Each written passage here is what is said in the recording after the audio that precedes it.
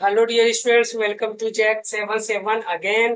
दोस्त, अभी तक हमने क्या किया, चैप्टर नंबर 1 पूरी तरह से कंप्लीट कर लिया, वो भी 2 दफा 3 प्लेलिस्ट पे आपको हर एक चैप्टर को कराऊंगा। फिजिक्स एंड केमिस्ट्री का पहला चैप्टर भी, पहला प्लेलिस्ट लॉन्ग होगा जिसमें हम लोग छोटी छोटी बातों को ध्यान में रखते हुए सॉल्व करेंगे।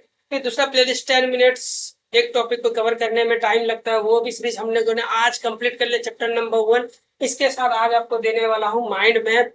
मोटे मोटे वो सारे पॉइंट को अपने दिमाग में रखना है जो रिवीजन के टाइम पे मुझे याद करने और फोकस करने की जरूरत है। आप अपने नोटबुक पे इन्हीं सारे पॉइंट को हाईलाइट करके रखिएगा, यही काम के हैं। और जो पॉइंट मैंने छोड़ दिया वो समझो कि हर स्टूडेंट को याद रहता ही रहता है। फिर हम लोग का एक और सीरीज आएगा 5 मिनट्स का सीरीज, जिसमें हम लोग टॉपिक को 5 मिनट में कवर करेंगे, एवरी टॉपिक को। वो प्लेलिस्ट को भी आप जरूर ध्यान में रखिएगा, क्योंकि रिवीजन के टाइम वही प्लेलिस्ट आपका काम का होता है। ये लंबे लंबे प्लेलिस्ट काम के नहीं होते हैं, इसीलिए पैरेलली 3 प्लेलिस्ट पे मैं आपको रिवीजन कराने की कोशिश कर रहा हूँ, ठीक है, पढ़ा के। तो यहाँ पे हम लोग आएंगे chapter number 1, electric charge and it's field का। पहला पॉइंट वो क्या चीज है, चार्ज के बारे में। तो चार्ज के बारे में बच्चा बच्चा जानता है सर, इसको क्यू से डिनोट करते हैं, सी होता है इसका आपका यूनिट। याद क्या रखना, याद जो रखना है आपका माइंड में पे सारी बात, एक इलेक्ट्रॉन पे जो चार्ज होता है वो कितना होता है, 1.6 इंटू 10 की पावर -19 ये होता है। अब दूसरा पॉइंट, चार्ज किसके वजह से आता है, इलेक्ट्रॉन के वजह से। इलेक्ट्रॉन कहाँ रहता है, किसी बॉडी में रहता है, बॉडी पे क्या रहता है, मास रहता है। तो ये मेरा कोई बॉडी जिसका मास m है।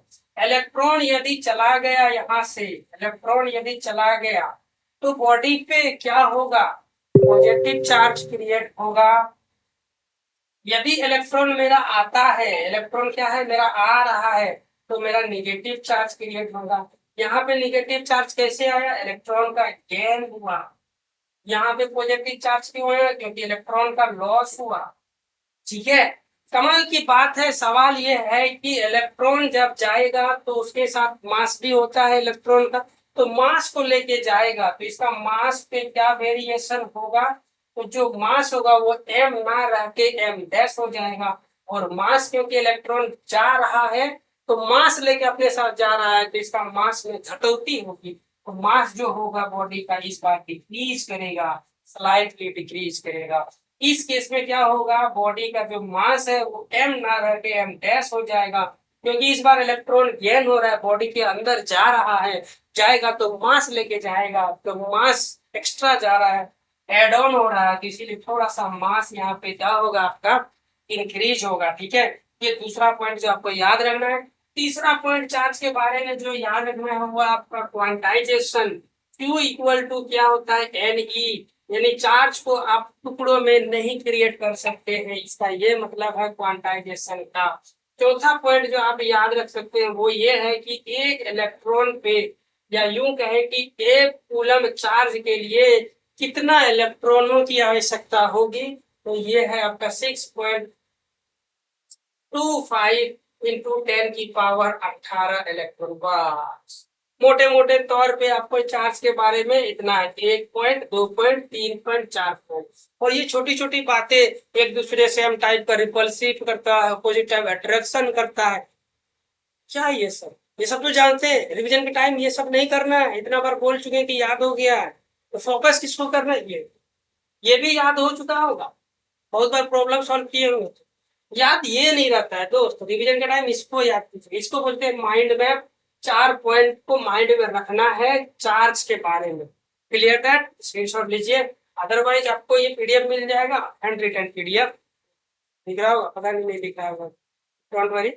तो अभी हम लोग आगे चलते हैं कूलम्स। चार्ज का माइंड मैप खत्म हो गया, क्वांटाइजेशन हो गया हमारे पास।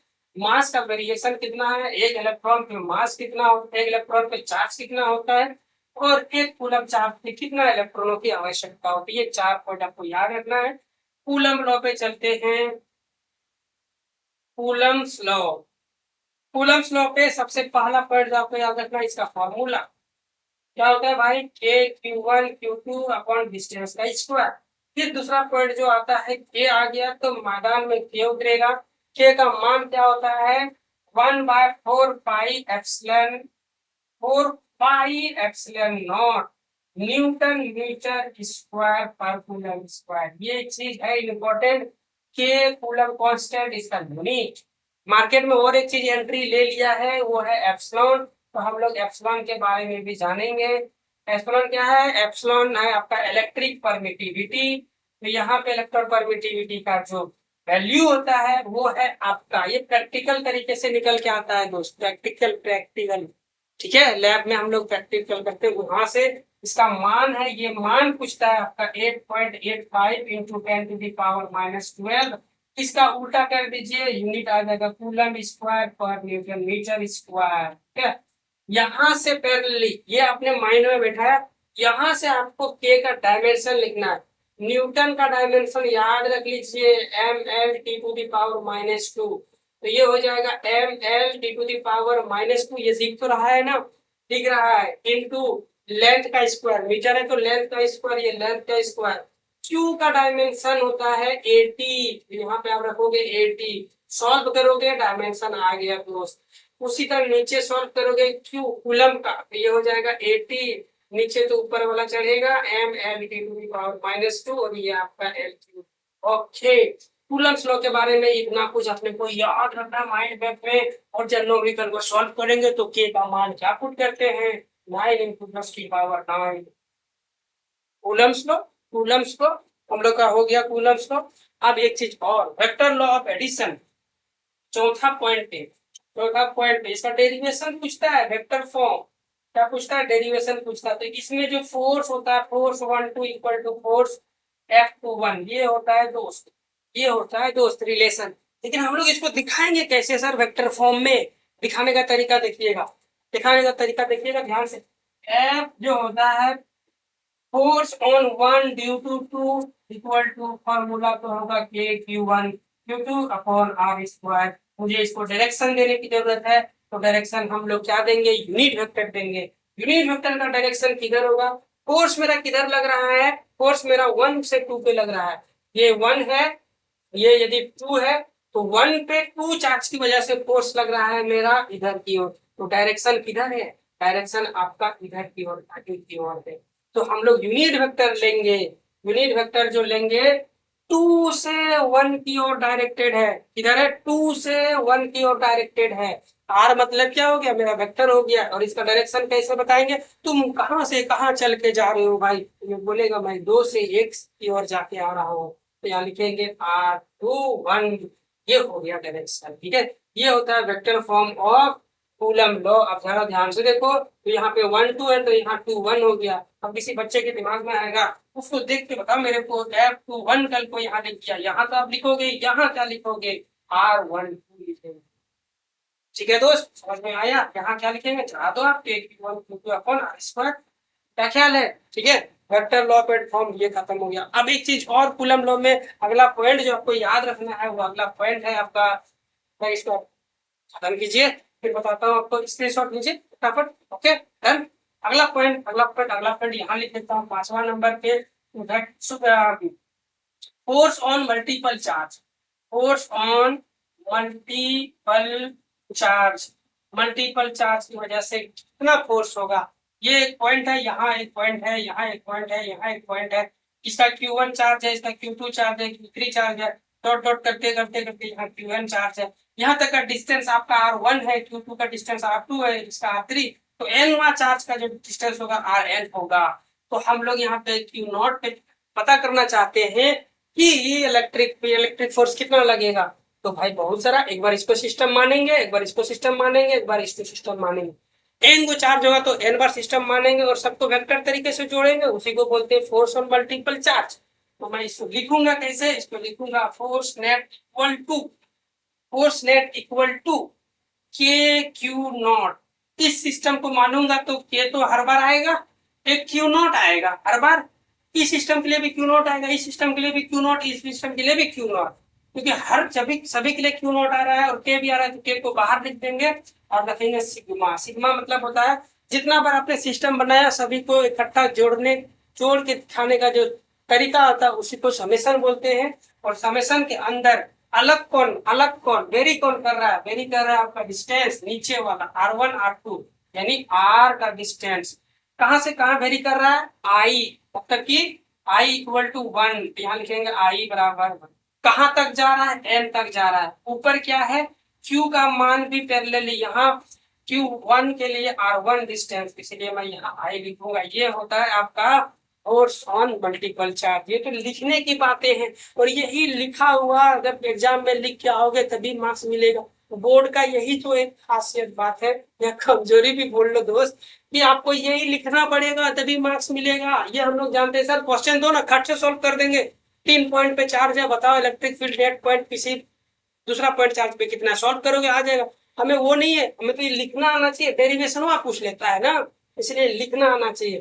क्या सभी बातें समझ में आ गया? एक पॉइंट और रह जाता है दोस्त, उस पॉइंट को समझा दूं तो हम लोग का कूलम लॉ का माइंड में क्लियर हो जाएगा। वो क्या चीज है, law of principle, law of superposition. अभी ये हमने सीखा ना, सुपरपोजिशन, यहाँ लिख देता हूँ, सुपरपोजिशन, लॉ ऑफ सुपरपोजिशन। ये क्या चीज बताता है भाई, ये बताता है कि दो चार्ज पे लगने वाला फोर्स तीसरे तीसरे चार्ज या और भी चार्ज रहने या ना रहने से कोई फर्क नहीं पड़ता, उसकी मौजूदगी दोनों के बीच का जो फोर्स आता है वो इंडिपेंडेंट होता है थर्ड चार्ज के प्रेजेंस की और एब्सेंस की वजह से। ठीक है, इंडिपेंडेंट रहता है दोस्त, इंडिपेंडेंट रहता है, उसी को हम लोग बोलते हैं प्रिंसिपल ऑफ सुपरपोजिशन। जैसे ये एक पॉइंट चार्ज है, यहाँ से Q1 है, दोनों के बीच का फोर्स मेरा F है, तो क्या निकलेगा, K Q नॉट। ये देखिए Q नॉट है तो ये अपन आर स्क्वायर। एक चार्ज और ले आता हूँ तो इन दोनों का जो फोर्स है वो 10 न्यूटन लगने वाला था, इसके आने से क्या ये 10 न्यूटन घट जाएगा, ना घट तो कुछ ना हो। तो अब मान लिया यहाँ ले ले और एक चार्ज ले लिए, तो फिर यहाँ 3 को चार्ज आ गया मेरे पास, ये 10 न्यूटन और बढ़ जाएगा ना, 10 न्यूटन 10 न्यूटन होगा, इसी को बोलते हैं सुपरपोजिशन। ठीक है, interaction between two charge is independent from presence और absent of another charge is known as principle of superposition. और ये principle of superposition electric field में भी होता है। ये हो गया 5 पॉइंट, कितने 6 पॉइंट, 6 पॉइंट को माइंड मैप पे रखिएगा तो आपका क्या हो जाएगा, क्लियर हो जाएगा। वीडियो लेक्चर हो गया 12 मिनट का, आगे बढ़ते हैं फटाफट से। अच्छा स्क्रीनशॉट वीडियो को पॉज कीजिएगा, जब मैं वहां था तो इधर वाला कॉन्सेप्ट को लिख लीजिएगा, अदरवाइज पीडीएफ तो आपको मिलेगा ही मिलेगा। ठीक है, आगे चलते हैं। पहले हम लोग क्या पढ़े, पहले पहले पहले कूलम, यहाँ हम लोग माइंड में बनाते जाएंगे नहीं तो गड़बड़ हो जाएगा। पहले हम लोग क्या पढ़े, पहले हम लोग पढ़े चार्ज के बारे में। क्या पढ़े, चार्ज के बारे में। चार्ज का कितना पॉइंट, 4 पॉइंट। चार्ज का कितना पॉइंट, 4 पॉइंट। वो 4 पॉइंट क्या क्या है, पॉइंट भी दौड़ाते रहिए। ठीक है, अब फिर हम लोग क्या पढ़े, कूलम्स लॉ। कूलम्स लॉ क्या पढ़े, कूलम्स लॉ में कितना पॉइंट, 6 पॉइंट। कूलम्स लॉ में कितना पॉइंट, 6 पॉइंट। 6 पॉइंट, इसके 6 पॉइंट मेरे को याद करना। अब आगे बढ़ेंगे, कौन आएगा, कौन आएगा इसके बाद, कौन आएगा, सोच के देखो, इलेक्ट्रिक फील्ड आएगा। और कौन आएगा, इलेक्ट्रिक फील्ड आएगा।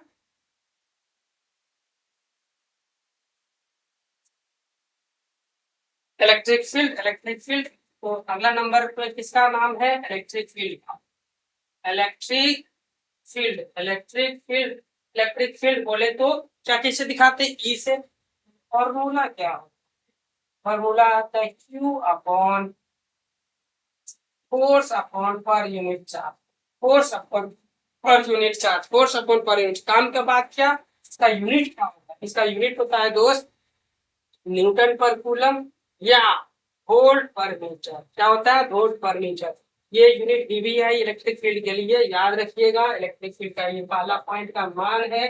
दूसरा, electric field due two point charge, electric field, electric field, electric field due two point charge, point charge की वजह से इलेक्ट्रिक फील्ड कितना होता है, ये आपका माइंड में रखिएगा। ये मेरा पॉइंट चार्ज आ गया कितना, क्यू, आर डिस्टेंस पे यहाँ पे इलेक्ट्रिक फील्ड कितना होगा, K Q upon R square, के क्यू अपॉन आर स्क्वायर। इसी पॉइंट पे इलेक्ट्रिक फील्ड कितना होता है, के क्यू अपॉन आर स्क्वायर। मान के चलता हूँ पॉजिटिव चार्ज पे इलेक्ट्रिक फील्ड बाहर की ओर होता है, नेगेटिव चार्ज पे इलेक्ट्रिक फील्ड उसके और होता है।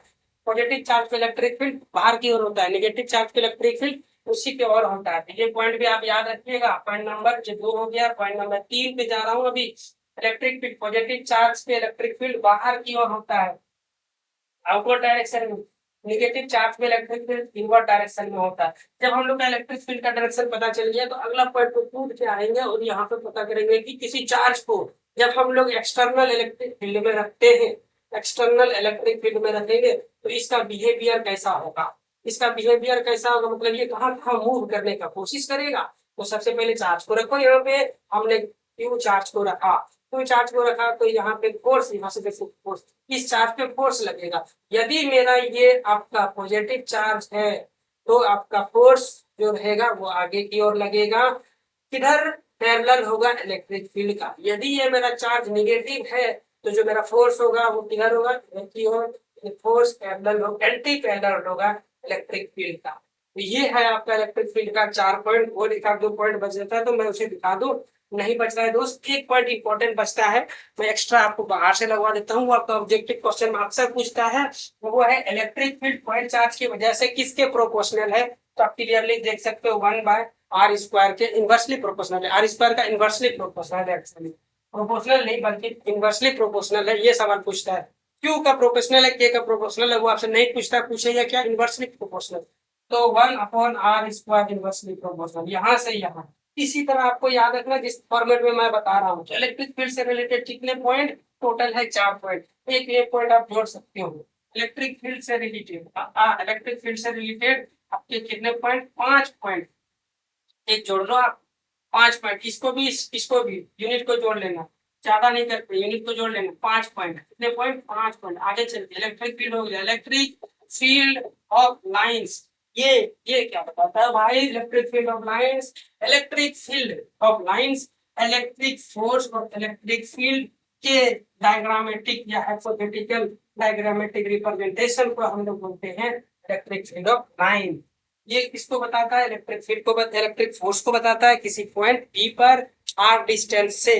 इसकी सबसे पहला प्रॉपर्टी क्या क्या चीज है, पहला प्रॉपर्टी आपको याद रखना है। तो मम्मी का कॉल है, उठाना बहुत जरूरी है, तो कट गया दोस्त। हाँ जी, ये हो गया आपका इलेक्ट्रिक फील्ड लाइन, सबसे पहला property. Electric field of lines का सबसे पहला प्रॉपर्टी पूछता है, सबसे पहला प्रॉपर्टी टेंजेंट, नंबर 1। नंबर 1 पे क्या रखिएगा, टेंजेंट। टेंजेंट आपको क्या देता है, tangent gives direction, tangent give direction of net electric force. किसका देता है, फोर्स का, ऐसे रख लो। टेंजेंट आपका किसका डायरेक्शन देता है, फोर्स का। जैसे ये इलेक्ट्रिक फील्ड हो गया, इलेक्ट्रिक फील्ड ऑफ लाइंस हो गया, इस पॉइंट पे टेंजेंट खींचेंगे तो आपका क्या मिलेगा, फोर्स, नेट फोर्स का डायरेक्शन मिलेगा। Point number 1। पॉइंट नंबर 2, दो को इलेक्ट्रिक फील्ड कभी भी एक दूसरे को इंटरसेक्ट नहीं करता, ये नहीं होता है। क्यों नहीं होता है, क्योंकि इस पॉइंट ऐसे करने पे दो दो टेंजेंट मिलेगा। दो दो टेंजेंट का मतलब है, एक टेंजेंट का मतलब है नेट फोर्स मिलना। दो पॉइंट यदि मिल जाता है तो आपका दो टेंजेंट मिल जाता है, यानी दो नेट फोर्स हो गया। और एक पॉइंट पे नेट फोर्स एक ही हो सकता है, दो नहीं हो सकता है, इसलिए ये पॉसिबल नहीं है। फिर आपको तीसरे पॉइंट में जो आपको याद रखना है, ये हमेशा इलेक्ट्रिक फील्ड ऑफ लाइंस हमेशा परपेंडिकुलर होता है, किसका, कंडक्टर का, इसका कंडक्टर का, कंडक्टर प्लस इक्विपोटेंशियल सरफेस का, इक्विपोटेंशियल सरफेस का हमेशा परपेंडिकुलर होता है। कंडक्टर का और इक्विपोटेंशियल सरफेस का क्या होता है, ये हमेशा परपेंडिकुलर होता है दोस्त, इलेक्ट्रिक फील्ड ऑफ लाइंस। ठीक है, ये तीन, सॉरी दोस्त, ये 3 पॉइंट आपको क्या रखना है, याद रखना है।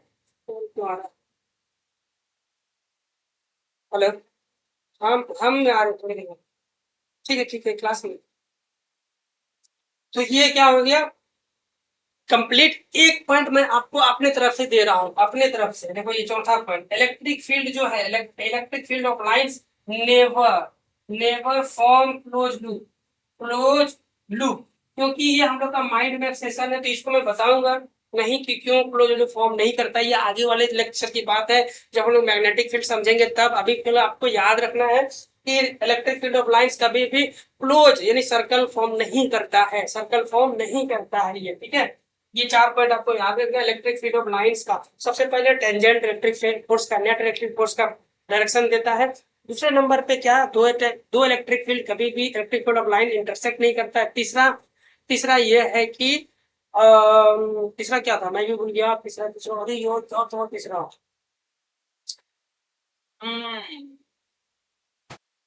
देख लेते हैं। हाँ, परपेंडिकुलर होता है कंडक्टर का और सरफेस का। और चौथा आपका क्या हो जाता है, क्लोज लूप का भी फॉर्म नहीं करता। तो ये 4 पॉइंट आपको याद रखना है माइंड में अपने दौरान, ठीक है। अगला चलते हैं next next next next next next कौन आता है? डायपोल। नेक्स्ट कौन आता है? डायपोल। डायपोल आने के बाद तुरंत आपको पता चलना चाहिए, डायपोल आने से तुरंत पता चलना चाहिए कि डायपोल किसके लिए रिस्पॉन्सिबल होता है? Electric field. किसी कंडक्टर में इलेक्ट्रिक फील्ड होगा या नहीं होगा, वो कौन रिस्पॉन्सिबल है? डायपोल। कितना स्ट्रॉन्ग होगा, वो कौन रिप्रेजेंट करता है? Electric dipole moment. Dipole moment क्या बताता है? डायपोल मोमेंट बताता है कोई डायपोल कितना मजबूत है। यदि कोई डायपोल जितना ज्यादा मजबूत होगा उतना ही ज्यादा इलेक्ट्रिक फील्ड मिलेगा अपने को। तो ये क्या हो गया? Electric dipole. Electric dipole, electric dipole. Dipole में जो सबसे पहला मोमेंट है याद रखना है, पी डायपोल मोमेंट का फॉर्मूला वो क्या होता है? 2L/Q। ये होता है आपका इलेक्ट्रिक डायपोल मोमेंट का फॉर्मूला, ठीक है। अब दूसरे नंबर पे जो इलेक्ट्रिक डायपोल की वजह से अपने को फील्ड पता करना है, इलेक्ट्रिक डायपोल ये होता है इलेक्ट्रिक डायपोल। इलेक्ट्रिक डायपोल का ये वाला पॉइंट है आपका एक्सियल। ऐसे ही ड्रॉ करना कॉपी में आप, ये पॉइंट है एक्सियल। इस पॉइंट पे फॉर्मूला क्या होता है? 2kp/r²। कितना होता है? एक्सटर्नल पॉइंट पे electric field, electric field, electric field 2kp/r³। 2kp/r³, 2kp/r³। ये होता है आपका एक्सटर्नल। ये क्या होता है आपका? ये क्या होता है? Equatorial point. ये है आपका एक्सियल पॉइंट। ये क्या है? Axial point. ये क्या है? Equatorial point. इक्वेटोरियल पॉइंट पे इलेक्ट्रिक फील्ड कितना होता है? kp/r³। क्या होता है? kp/r³। यदि कोई पूछेगा जनरल पॉइंट पे बताइए, कोई रैंडम पॉइंट ना तो इक्वेटोरियल पॉइंट पे है ना ही जनरल पॉइंट पे। यदि ये जो आपका इलेक्ट्रिक फील्ड है, इलेक्ट्रिक सॉरी सॉरी सॉरी जो पॉइंट है, जिस पॉइंट पे आप इलेक्ट्रिक फील्ड डायपोल की वजह से निकालना चाहते हो, ये तो एक एक्सियल हो गया, ये इक्वेटोरियल हो गया। मान लेते हैं ये थीटा एंगल पे, कितना एंगल पे? थीटा एंगल पे ये पॉइंट पी है। तो इस पी पॉइंट पे इलेक्ट्रिक फील्ड कितना होगा? इतना ही होगा। से समझना आप इसको, K P cos theta upon R cube. 2kp/cos θ/r³। ये cos थीटा आप एक जोड़ दोगे, आपका आंसर आ जाएगा उसमें, ठीक है। अगला पॉइंट पे चलते हैं। अगला पॉइंट ये जो डायपोल है, डायपोल को हम लोग एक्सटर्नल इलेक्ट्रिक फील्ड में रखते हैं। कहाँ पे? External external electric field, external electric field में रखने पर इसका बिहेवियर कैसा होता है? ये मार्कर दिख रहा है ना? मार्कर दिख रहा है ना? मार्कर मार्कर नहीं दिख रहा है दोस्त, मार्कर चेंज करना पड़ेगा। तो ये आपका क्या हो गया? Electric field. इस इलेक्ट्रिक फील्ड पे हम लोग डायपोल को रखेंगे तो नेट फोर्स क्या होता है? नेट फोर्स आपका 0 होता है। टॉर्क मेरा 0 नहीं होता है। टॉर्क कितना होता है? P×E होता है। P×E होता है। टॉर्क का आपका डेरिवेशन पूछेगा, टॉर्क का डेरिवेशन पूछेगा तो परपेंडिकुलर ड्रॉ करके डेरिवेट कर लीजिएगा। ये इससे डेरिवेशन, ये भी डेरिवेशन, ये भी डेरिवेशन, ये भी डेरिवेशन, डेरिवेशन पूछता है, ठीक है। ये हो गया टॉर्क, इलेक्ट्रिक डायपोल से रिलेटेड इलेक्ट्रिक फील्ड का सारी बातें। अब आगे हम लोग आगे चलते हैं। एक्सियल पॉइंट पे बता दिया आपको, डायपोल फील्ड बता दिया एक्सटर्नल पे। अच्छा, एक चीज और आता है इलेक्ट्रिक फील्ड, एक आता है इक्विलिब्रियम। इसी से पूछता है आपका सवाल, इक्विलिब्रियम। ऑब्जेक्टिव क्वेश्चन पूछता है जो इलेक्ट्रिक फील्ड जो आपने 2 पॉइंट पे निकाला है, एक्सियल इक्वेटोरियल पे, ये बहुत कम पूछता है। इसको नहीं भी याद रखिएगा तभी कोई प्रॉब्लम नहीं, बट ये आपको याद रखना बहुत जरूरी है। इक्वेटोरियल एक्सियल पॉइंट पे, ठीक है। थीटा थीटा बराबर क्या हो जाए मेरा? 0 हो जाए। इस पॉइंट पे देखिए, इलेक्ट्रिक फील्ड यदि ये मेरा प्लस चार्ज है, ये माइनस चार्ज है, तो हम लोग का इस पॉइंट पे जो इलेक्ट्रिक फील्ड होता है वो आगे की, एक्सियल में इलेक्ट्रिक फील्ड आगे की ओर होता है और नेट फोर्स भी हम लोग का आगे की ओर होता है। तो थीटा बराबर फोर्स और इलेक्ट्रिक फील्ड का डायरेक्शन कितना हो गया? 0 डिग्री हो गया। कितना हो गया? 0 डिग्री हो गया। ये 0 डिग्री हो गया। तो टॉर्क इस समय जो आपको मिलेगा, टॉर्क जो मिलेगा, टॉर्क जो मिलेगा इलेक्ट्रिक फील्ड में, इधर उल्टा बोल दिया क्या? टॉर्क, हाँ जी, टॉर्क से इक्विलिब्रियम का क्वेश्चन पूछता है। गड़बड़ हो गया दोस्त थोड़ी सी, बट डोंट वरी, अभी सही कर देता हूँ। टॉर्क का P×E। तो इस पॉइंट पे इलेक्ट्रिक फील्ड का डायरेक्शन किधर है? इधर है। इस फील्ड पे इलेक्ट्रिक फील्ड, ये जब इसको डेरिवेशन कीजिए तब नेट फोर्स का भी डायरेक्शन इधर ही आता है, बट अपने को फोर्स से भी मतलब नहीं है, हमें मतलब क्या चीज है? इलेक्ट्रिक फील्ड का डायरेक्शन। तो यहाँ से हम लोग डायग्राम को सही करते हैं, यहाँ से मुझे समझाना नहीं, मुझे समझाना यहाँ से है। जब हम लोग का P, इसको जब आगे जाएंगे तो PE क्या आएगा? साइन थीटा आएगा। थीटा क्या चीज है? थीटा है आपका P, यानी डायपोल मोमेंट और इलेक्ट्रिक फील्ड का बीच का एंगल। E तो आगे की ओर है। यदि डायपोल यानी थीटा बराबर 0 डिग्री हो जाए, यहाँ से समझते हैं, थीटा बराबर 0 हो जाए मतलब डायपोल डायपोल इस तरह लेट जाए, ये माइनस चार्ज होता है इधर की ओर और ये प्लस चार्ज होता है, तभी इलेक्ट्रिक फील्ड और आपका डायपोल के बीच का एंगल होगा 0 डिग्री, लेट गया थीटा। इस समय टॉर्क बराबर क्या होगा? P E sine 0 degree. और ये जीरो हो गया। तो ये साइन 0 डिग्री, साइन 0 0 होता है, तो 0 टू समथिंग पूरा 0 हो गया। तो ये क्या हो गया, डायपोल पे कोई टॉर्क नहीं लग रहा है। टॉर्क नहीं लग रहा है वो तो क्या हो गया, स्टेबल इक्विलिब्रियम होगा, रुक गया, घूमेगा नहीं। तो ऐसे इक्विलिब्रियम को हम लोग बोलते हैं स्टेबल इक्विलिब्रियम। क्या बोलेंगे, स्टेबल इक्विलिब्रियम। ये वर्ड इंपॉर्टेंट है, यही पूछते हैं आपसे। स्टेबल इक्विलिब्रियम कब होता है, जब टॉर्क यानी सॉरी इलेक्ट्रिक फील्ड और आपका डायपोल मोमेंट के बीच का डायरेक्शन कितना हो जाए, 0 डिग्री हो जाए, उसको बोलते हैं स्टेबल इक्विलिब्रियम। और एक चीज और है, देखो तो जरा, थीटा बराबर क्या हो जाए, 180 डिग्री हो जाए, तो टॉर्क बराबर क्या लिखूंगा, P E sine 180 degree. Sine 180 degree again आपका 0 होता है, 0 टू समथिंग 0। तो थीटा बराबर 60 डिग्री पे भी क्या हो, 180 डिग्री पे भी क्या हो जाएगा, टॉर्क 0 हो जाएगा। लेकिन कमाल की बात है, थीटा यदि मुझे 180 डिग्री करना पड़ेगा, इसका मतलब मैं डायपोल और इलेक्ट्रिक फील्ड का डायरेक्शन ऑपोजिट डायरेक्शन में है, दोनों ऑपोजिट ऑपोजिट डायरेक्शन में है। तो मैं इस डायपोल को अब घुमा दूंगा, तो ये आपका इधर ना होकर आपका डायरेक्शन कैसा हो जाएगा, इसका डायरेक्शन इधर हो जाएगा, प्लस इधर आ जाएगा, माइनस इधर आ जाएगा, और दोनों के बीच का एंगल 180 डिग्री। यहाँ पे टॉर्क 0 है क्योंकि इसीलिए इक्विलिब्रियम में होगा। तो कैसा इक्विलिब्रियम, दोनों अपोजिट डायरेक्शन में, दैट्स व्हाई इसको हम लोग बोलेंगे अनस्टेबल इक्विलिब्रियम। क्या बोलेंगे, unstable equilibrium, unstable, unstable stable equilibrium. ठीक है, ये डायपोल से रिलेटेड बातें हैं। सबसे पहली बात हम लोग डायपोल मोमेंट का फॉर्मूला याद रखेंगे। दूसरे नंबर पे इलेक्ट्रिक डायपोल की वजह से तीनों पॉइंट पे इलेक्ट्रिक फील्ड कितना होता है, फिर डायपोल को हम एक्सटर्नली रखेंगे तो नेट फोर्स 0 होता है, टॉर्क पी क्रॉस ई होता है। जब डायपोल दो जगह 0 होगा, एक तो 180 डिग्री पे, एक 0 डिग्री पे। 0 डिग्री को जब टॉर्क 0 होता है तो उसको स्टेबल इक्विलिब्रियम बोलते हैं। जब अनस्टेबल इक्विलिब्रियम जब 180 डिग्री टॉर्क और दोनों के बीच में हो जाए, सॉरी डायपोल और आपका इलेक्ट्रिक फील्ड के बीच में 180 डिग्री हो जाए, नहीं अपोजिट डायरेक्शन में है तो अनस्टेबल इक्विलिब्रियम, दोनों सेम डायरेक्शन में है स्टेबल इक्विलिब्रियम। और ये कब होता है, जब टॉर्क हम लोग का 0 होता है। इक्विलिब्रियम वर्ड बोल रहा हूँ इसलिए, ठीक है। तो केवल 1 2 3 तीन बातें आपको याद रखना है, 3 पॉइंट यहाँ याद रखना है आपको। तो अगला पॉइंट है वो क्या है, डायपोल। डायपोल, डायपोल की वजह से 3 पॉइंट, डायपोल की वजह से 3 पॉइंट, माइंड में 3 पॉइंट। ठीक है, कितना मिनट का लेंस हो गया ये, क्या मेरा 20 मिनट से ज्यादा हो गया, हाँ 27 मिनट हो गया। ओ माय गॉड, इतना ज्यादा लंबा। और जल्दी जल्दी जल्दी जल्दी, ठीक है। आगे चलते हैं, आगे हम लोग का गॉस थ्योरम। आगे कौन आएगा, फ्लक्स। सबसे पहले कौन आएगा, हाँ फ्लक्स। फ्लक्स, फ्लक्स बोले तो फाई बराबर, फाई बराबर फाई। फाई के नाम पे क्या आएगा, सबसे पहले इसका फॉर्मूला, फॉर्मूला आता है ई डॉट डी ए।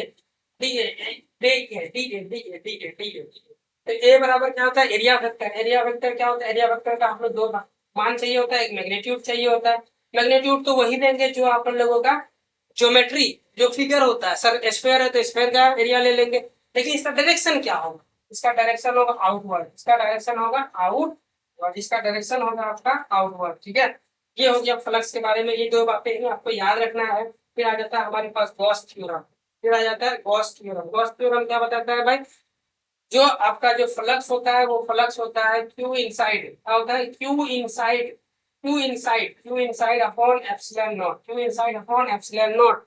ठीक है, तो फाई बराबर दो दो मान यहाँ, तो इन दोनों का रिलेशन भी आप यहाँ से देख सकते हो, E dot D A equal to phi inside upon epsilon not. तो अभी तक हम लोग इलेक्ट्रिक फील्ड किसका देख चुके हैं, पॉइंट चार्ज की वजह से। यदि हम लोग का चार्ज बांटा हुआ रह जाए तार के अलोंग, या फिर सरफेस के अलोंग, या फिर वॉल्यूम के अलोंग, तो उस समय अपने को क्या करना पड़ेगा, चार्ज सरफेस चार्ज डेंसिटी वाला कंसेप्ट अप्लाई करना पड़ेगा। तो अगला पॉइंट में आएगा यहाँ पे charge distribution system. Charge distribution distribution distribution system.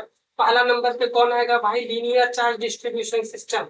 Linear charge density जिसको बोलते हैं, या सिस्टम भी बोल लो, लैम्डा से दिखाते हैं, formula L upon Q upon L होता है। दूसरे नंबर पे surface charge density, surface charge density sigma से दिखाते हैं, फॉर्मूला क्या होता है, क्यू अपॉन एरिया। तीसरे नंबर पे कौन होता है, वॉल्यूम चार्ज डेंसिटी, रो से दिखाते हैं, यानी चार्ज अपॉन वॉल्यूम आ जाता है। ये तार के लिए, ये सरफेस के लिए, इसको हम लोग बैटरी के लिए इस्तेमाल करते हैं। ये दोनों बैटरी में होता है, बैटरी में क्योंकि सरफेस भी होता है और वॉल्यूम भी होता है, दोनों होता है। ठीक है, ये हो गया हम लोग का। फिर सबसे आखिरी पॉइंट पे कौन आएगा, अच्छा गॉस से रिलेटेड कितनी बातें आपको याद रखना था, ये दो बातें ही याद रखना था। इसका यूनिट बहुत इंपॉर्टेंट है दोस्त। तो देखिए क्यू का कूलम होता है, सॉरी फ्लक्स का यूनिट, फ्लक्स का यूनिट यहाँ से, फ्लक्स का यूनिट ई, इलेक्ट्रिक फील्ड का न्यूटन, न्यूटन कूलम होता है। और ये मीटर स्क्वायर। तो याद रखिएगा न्यूटन मीटर स्क्वायर कूलम। एक मिलता जुलता आपका के का यूनिट बता था जो पहले ही आपको बता चुका हूँ इस पॉइंट पे कूलम्स लॉ में, वो क्या है न्यूटन मीटर स्क्वायर पर कूलम स्क्वायर। दोनों जगह मिलता जुलता लग रहा है, लेकिन याद रखना है ये आपका क्या चीज है, फ्लक्स का यूनिट है। ये क्या चीज है आपका के कूलम कांस्टेंट का यूनिट है। इससे आप कोलैप्स मत कीजिएगा, चीजों को दिक्कत हो जाएगा। इसीलिए इलेक्ट्रिक फील्ड का पहले लिखेंगे, फिर हम लोग एरिया का यूनिट मीटर स्क्वायर। ये मैथ में भी मैं आपको चिल्ला चिल्ला के रेट मेजरमेंट वाले चैप्टर में बताया हूँ कि लेंथ का स्क्वायर यदि आता है कहीं भी किसी भी दुनिया में, तो समझो वो क्या होता है, एरिया का यूनिट होता है। लेंथ ये पे पावर 3 आता है तो वॉल्यूम का यूनिट होता है। लेंथ का कोई भी यूनिट यदि ले लेते हैं सेंटीमीटर, मीटर, किलोमीटर, ये सभी क्या है लेंथ का यूनिट है। उस पर यदि पावर 1 रखते हैं तो लेंथ को बताता है, पावर 2 रखते हैं तो एरिया को बताता है, पावर 3 रखते हैं तो वॉल्यूम को बताता है। ठीक है, ये बातें सारी हम लोग ऑलरेडी कर चुके हैं। अभी आगे चलते हैं नेक्स्ट पार्ट, सबसे आखिरी वो क्या चीज है भाई, application of Gauss law, AOP. तो AOG application of Gauss law. Application of Gauss law में एक नंबर पहले स्फेयर आ जाता है, दौड़ के आएगा हेलो स्फेयर। हेलो स्फेयर आते ही मैंने आपको बताया था कि इसको जो हेलो स्फेयर है उसको पॉइंट चार्ज की तरह ट्रीट करो, पॉइंट चार्ज की तरह ट्रीट करो। जिसको यदि प्लस चार्ज है सरफेस पे जो पॉइंट होगा उस पे मेरा इलेक्ट्रिक फील्ड केवल मिलेगा, और वो कितना होगा यदि मैं इसको पॉइंट चार्ज की तरह ट्रीट करता हूँ तो पॉइंट चार्ज ये जो क्यू है वो पॉइंट चार्ज की तरह मानूंगा, तो टोटल चार्ज क्यू हो गया। तो electric field K Q upon are distance पे जाएगा आर स्क्वायर। ये क्या है सरफेस पे पॉइंट है, और सरफेस से बाहर यदि पॉइंट है तो यहाँ डिस्टेंस मेरा आर हो गया। यहाँ पे भी इलेक्ट्रिक फील्ड, इसको यदि पॉइंट चार्ज ट्रीट करूंगा तो पॉइंट चार्ज की वजह से आर डिस्टेंस इलेक्ट्रिक फील्ड कितना होगा K Q upon R square. ये ट्रिक करने का मतलब ये हो गया कि केवल हमें आपको याद करने का तरीका बताता हूँ। एक्चुअली पॉइंट चार्ज होता नहीं है, चार्ज पूरा सरफेस पर डिस्ट्रीब्यूट रहता है, बट याद करने बोला था। ये इनसाइड द पॉइंट, ये पॉइंट कौन है इनसाइड द सरफेस, क्योंकि सरफेस के ऊपर मेरा चार्ज है। तो ये जो गॉसियन सरफेस हम लोग ड्रॉ करेंगे इसके इंक्लूज में कोई भी चार्ज नहीं मिलेगा, इसीलिए यहाँ पे जो इलेक्ट्रिक फील्ड होगा वो क्या होगा जीरो होगा। तो 3 पॉइंट पे सरफेस पे electric field K Q upon R square, और outside the surface outside the sphere वो क्या होगा K Q upon R square. Inside the surface electric field क्या होगा जीरो हो जाएगा। दूसरा दूसरा एप्लीकेशन आ जाता है लॉन्ग वायर की। लॉन्ग वायर तार की वजह से इसका डेरिवेशन कैसे करते हैं, सर्कुलर लेते हैं। जब आप इसको सॉल्व कीजिएगा मतलब माइंड में बनाइएगा तो ऐसे ही बनाइएगा, मैं जो बोल रहा हूँ क्या लेते हैं सर्कुलर, सर्कुलर गॉसियन सरफेस लेते हैं, इसमें स्फीयर गॉसियन सरफेस लेते हैं। इस पॉइंट आर पे इलेक्ट्रिक फील्ड कितना होगा 2k lambda, 2k lambda, 2k lambda upon R square, 2k lambda upon R square, 2k lambda upon R square. तीसरा नंबर पे क्या हो जाता है मेरा, तीसरा नंबर पे आ जाता है इनफाइनाइट सीट की वजह से, ये लॉन्ग सीट की वजह से। याद रखना है यहाँ पे जो गॉसियन सरफेस लेंगे वो हम लोग ऐसे लेते हैं प्लस प्लस चार्ज, ठीक है। ये अब आर डिस्टेंस ये यहाँ पे आपका इलेक्ट्रिक फील्ड कितना होता है sigma upon 2 epsilon not, sigma upon 2 epsilon not. ये आपका बहुत काम देने वाला है इलेक्ट्रिक पोटेंशियल वाले चैप्टर में। जब आप कैपेसिटर पढ़िएगा उस टाइम इलेक्ट्रिक फील्ड वहां कितना होता है तो सिग्मा अपॉन 2 एप्सिलॉन नॉट। याद रखिए इसको sigma upon 2 epsilon not. Oh my God chapter खत्म हो गया, माइंड मैप हम लोग का समाप्त। वीडियो लेक्चर का 33 मिनट। ये जो बीच में अपन ने कहीं पे डिस्ट्रैक्शन हो गया ना, मम्मी का कॉल वगैरह भी आ गया, दैट्स व्हाई वीडियो का लेंथ इतना लंबा हो गया। But don't worry, next time I am sure कि हम लोग जो 5 मिनट का सीरीज आएगा ना उस पर हम लोग डेफिनेटली इसको 20 मिनट में कवर कर देंगे। आप ऐसे ही कवर कीजिएगा, और यही है जैक बोर्ड का दायरा जहाँ से सवाल वो आपसे पूछेगा। चैप्टर नंबर 1 यहाँ से सवाल बाहर नहीं जाएगा। हम लोग टारगेट रखे 90 से ऊपर मार्क्स लाने का, यानी अच्छे मार्क्स लाने का, टॉपर बनने का नहीं। ये दावा नहीं कर सकता हूँ आपको, मैं देख भी नहीं रहा हूँ तो मैं ये दावा नहीं कर सकता कि आप टॉपर बनिए। टॉपर तो स्टूडेंट्स बनते हैं, कोई टीचर उनको बनाते नहीं।